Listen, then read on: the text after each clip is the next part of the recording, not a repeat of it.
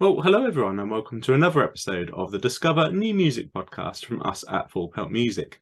Shortly, we'll be joined by Zach and the New Men, who we recently featured over on our Discover New Music playlist on Spotify with their singles That's Okay and Embers. But before then, the usual reminders from myself. If you would, please do follow Pelt on social media. We're on Facebook at Pelt and on Twitter and Instagram at Pelt Music.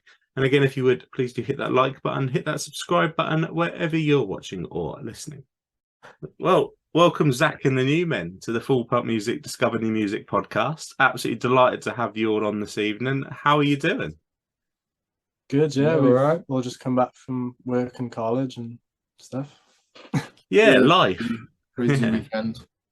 Yeah, crazy weekend. We just done our album party on Friday, so that was a mad one. I mean, it's quite surreal coming straight from like college or work, and like every day, and then on the weekend you get to be this superstar, and then you're just back to normal life, just working in Burger King or something. Yeah, it must be mad, and obviously it is an exciting time for the bands right now. Debut album on the way, which we're going to talk about in a moment. And yeah, some really good singles out that we've featured over on our playlist, hence we're getting you on the podcast. So we're going to talk to you about the two that we have featured on the playlist, but we always start the podcast with the same segment. So it's the Discover New Music podcast for people to hopefully discover Zach and the New Men. So for people that are new to the band, we always start off with the origin story. So rather than where did you come up with your name, etc., we like to give it a bit of a superhero twist. So we call it the origin story. But what is the origin story for Zach and the New Men? How did you come together under the current guise that you're in? We all met in, well, not all of us, but three of us met in Comprehensive. So that's myself, Ollie, and Will. And then Ollie and Will went up to college and met our bassist, James. And yeah, originally it started when we were just jamming in Comprehensive. Like there was a music room, and just on our lunch breaks, we'd all just go down and jam some blues and stuff like that. And then we just decided, why not start a band? That's kind of how it went about. Yeah, and why not indeed? One of the more traditional origin stories that we get to hear, obviously meeting back in your youth. Not that you're old like me, you're still in your youth, of course. Really intrigued now to dig into the singles, because quite often it's rare really that we feature more than one single from a band on the playlist. So it's quite cool that we've got a couple to talk about, and that does mean that we've been really impressed with what we've heard so far. So we're going to start off with Embers, which was the first one we featured on the podcast a month or so back. What can you tell us about the song? Yeah, what is the story behind Embers? How did it come together for you? It's kind of a shot on like mental health, and the whole album kind of is really, but this one's kind of more of a hopeful kind of song. Like there's still like it's like dictating, like saying that you're sad in the moment, but you're still grasping on. You can see there's something there which you really want to grab onto. I think the base of the song, I think when we first started writing it, was sort of about growing up, and we're all at an age now that we've kind of, what road do we take, where do we go, what we supposed to be doing with our lives, and it's just it's a daunting thought, and we kind of wanted to mix that with how it really affects people mentally as well.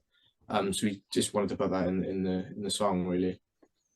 Yeah, no, and it comes across really, really well, and it is, a highly relevant point, and something we, as you just touched on, we all go through when we, move away from, the institution that is school and have to figure out, well, what is our life? It's something certainly that listeners will be able to, relate to, and hopefully they'll relate as well, or enjoy at least the video, which I thought connected with the song especially well.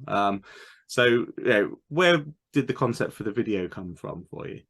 For Embers now? For Embers, yeah.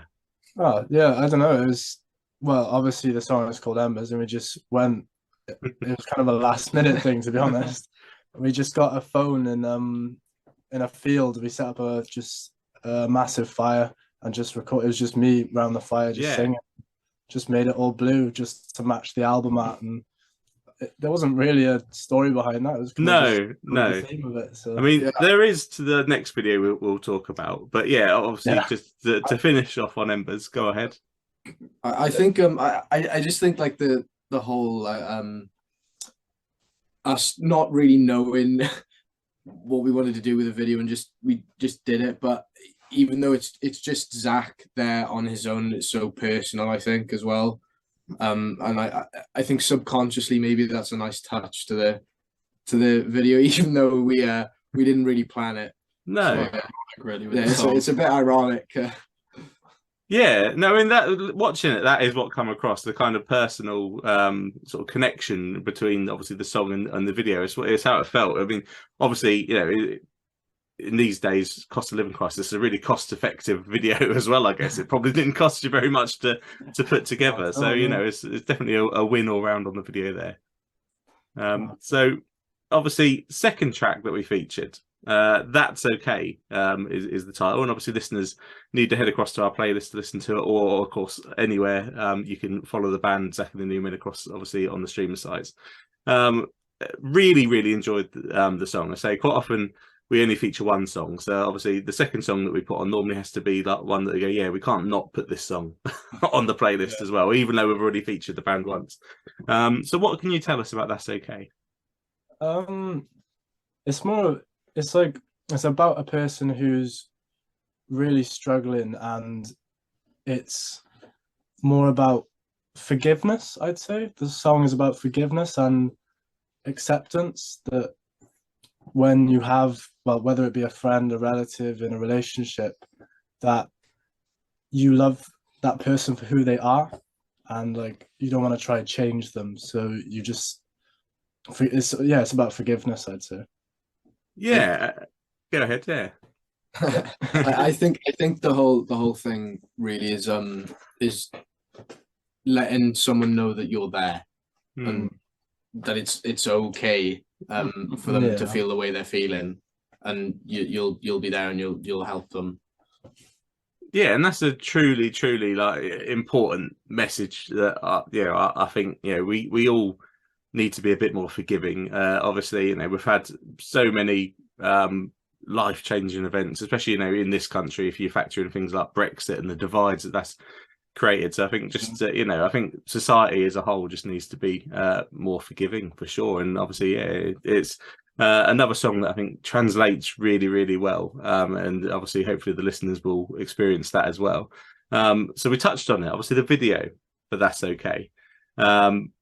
It's a lost art making a music video, and obviously you tend to have two sort of types of video. Either we're going to have a performance video, or we're going to have a video that tells a story. But for me, the best video is a third type, where you put those hands together, amalgamate the two, and I really felt the video for That's Okay did that as well as I've seen any video do recently. So again, where did the concept for the video come from?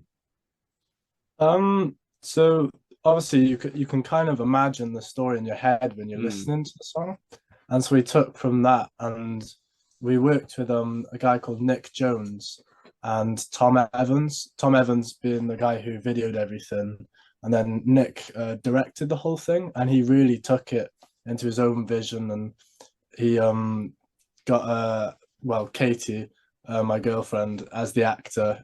It was kind of a last minute thing. It was meant to be a different actor, but she stepped in.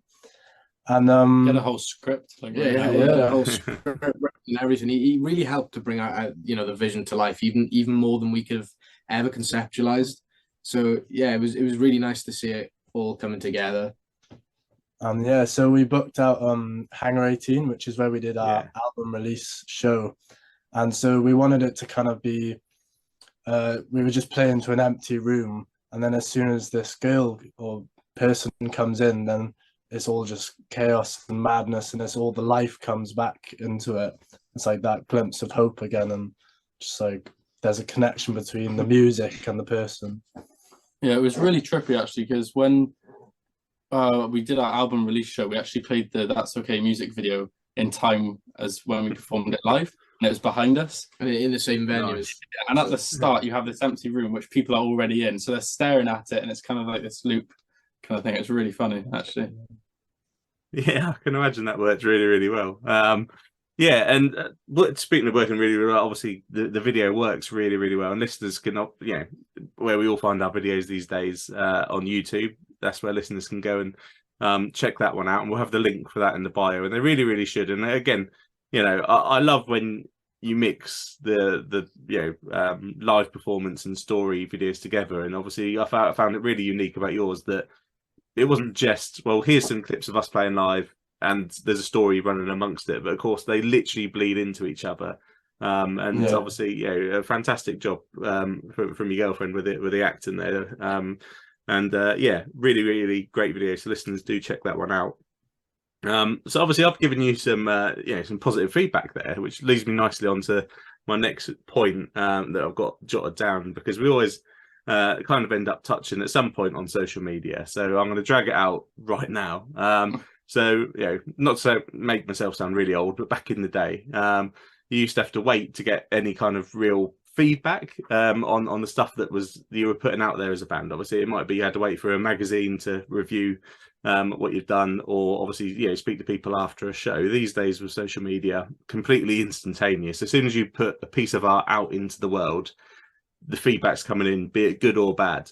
How much attention do you guys pay to that kind of environment online, and what are your thoughts on that, the reception you've received so far as a band? Yeah, so we put it out to quite a few people, like press people and stuff, and got a lot of reviews on it, and people seem to really love it. And also just on after doing the album release show, like the amount of people commenting and amount of people texting us saying in person how they're looking forward to it and how much they enjoyed the show. And like, I really think that this album is going to be something special for us, and I think people and our fan base are really going to love this. It's quite good actually, because if we can utilize it, that other bands or like bigger bands that you see, they like post a snippet of their new song or whatever, or their new album, and you can see the comments straight away whether they like it or not. So if there's like a lot of people saying they don't like it, we can go back to their older stuff, what got them big, and we can utilize it to put it into our songs and stuff like that, and our production, which is pretty cool. Yeah, you can use it as a tool, really. I think it's all about like judging what people want and what we want to put out as well, which is important. Meet things in the middle, sort of. And I don't think in terms of where we were and where we are now, I don't think we would have ever. I think it's safe to say that none of us would have ever thought that we'd even be sitting here right now talking to you. So we're just taking it as it comes, really, and we're just super proud of what we're doing. And well, we were going to be a blues band originally, so it's a bit of a change. Yeah, definitely, and that's a really interesting point about obviously looking at what other bands are doing as well, which is something that perhaps social media allows a lot more now, especially sort of live real time ability to do that, and obviously way up what audiences want, but as you say, really key that you're still delivering what you want to deliver. And of course, again, because I love a setup, what you are delivering is a debut album, which is out on May the 19th, called Reinvent Me. So, I mean, you must be really excited because, it's a debut album. So you have to be excited about a debut album. If you're not excited about your debut album, you're probably never going to be excited ever, are you? So, what should listeners expect from that album? Well, for us at least, it's something which every band wants to do. Like, every band wants to release an album, and it, like you just said, it's a big special moment for a band when that happens. But I think lots of people will be really happy that we've done an album, because it kind of puts us in a different league, and everyone's kind of judging you off this album, and this album is going to almost be your fresh start and your identity, and that's where you're going. So we hope it's almost like your big first step onto the scene properly, and a lot of people are going to judge you on what it consists of. In terms of what people can expect from the album, I think it's almost sort of multi-genre. There's something in there for everyone. We've we've kept to our roots, but we've also wanted to commercialize our music as well as we've gone forward. Not completely, but just putting that modern spin on it. Yeah. Which I think is really important to move with the times as well. Yeah, always really important to move with the times, and obviously it links up with what you were saying about constant kind of monitoring, what audiences are after, and kind of evolving yourself, which is so important when there's just so much music out there these days. There's so many bands trying, to get to a point where they can put an album out.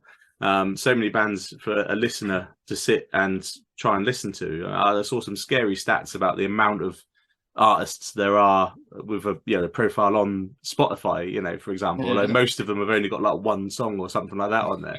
So I mean, everyone's fighting for attention. So always really important to have that kind of mindset, and just to delve into it a bit with the recording process. How did you experience that process? Because it was first time creating an album. What was that like for you guys to go through?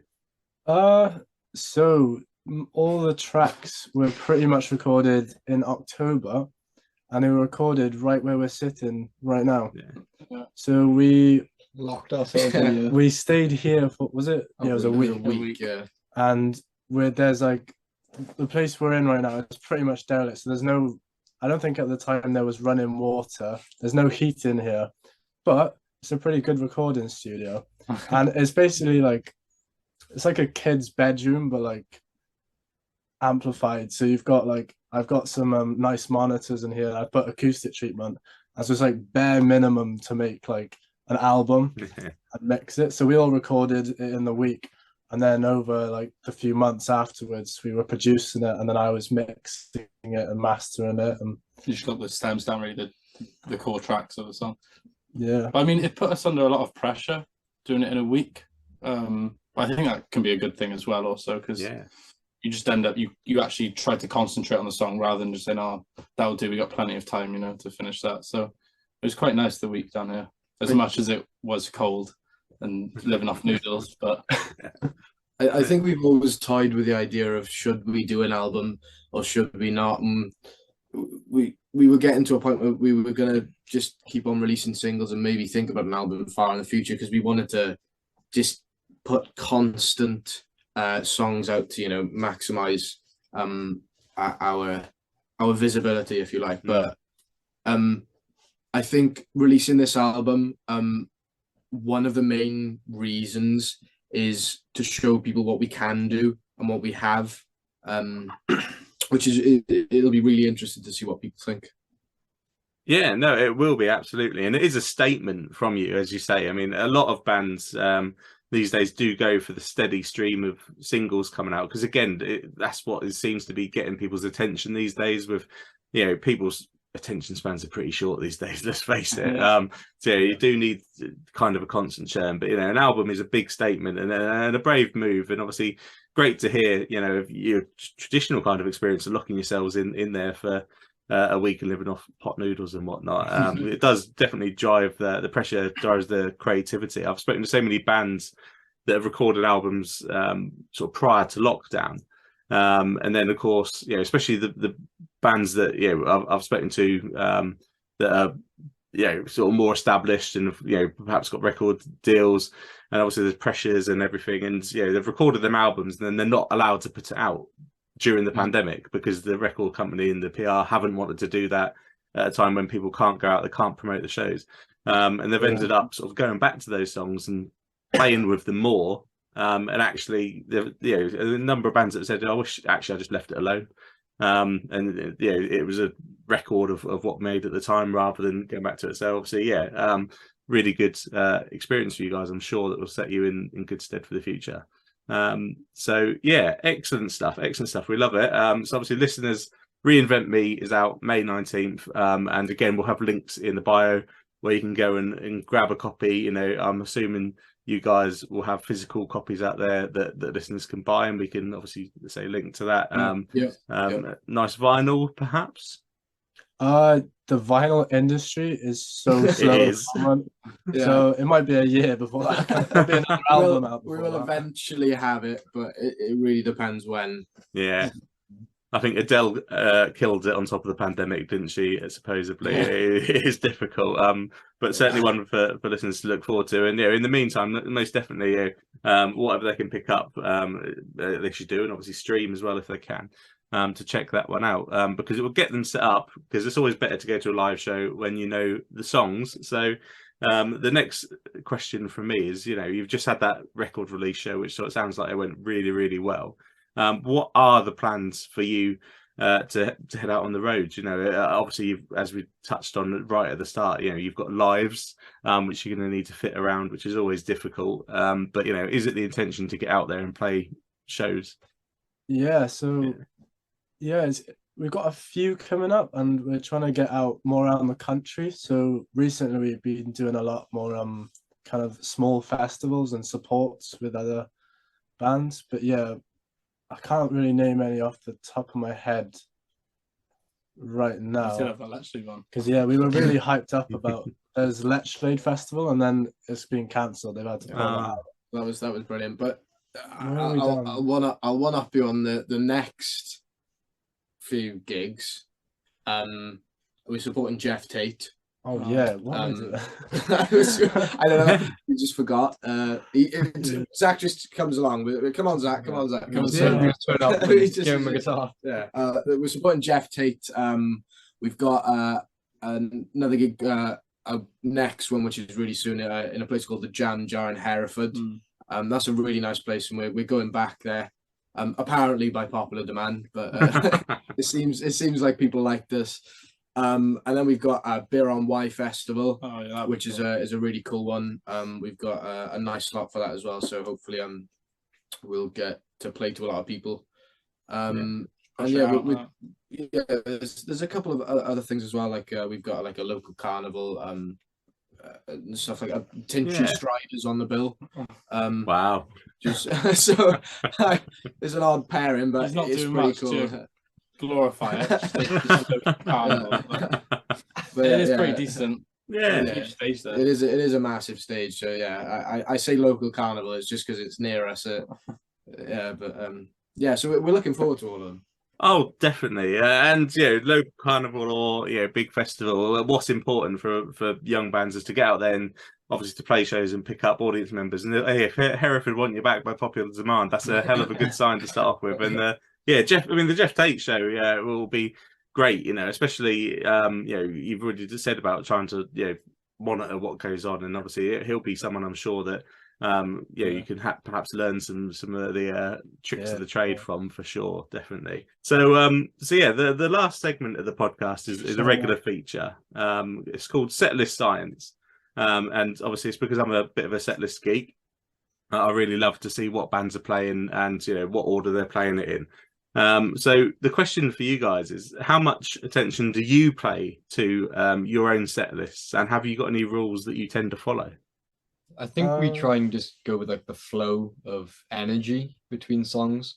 Like we try and make it smooth, so we don't have people up and down and side to side not knowing what to do. And moshing and then they're listening to Embers next. So we'll usually start off huge with a song which everyone can sing along to. It's more of like an anthem song.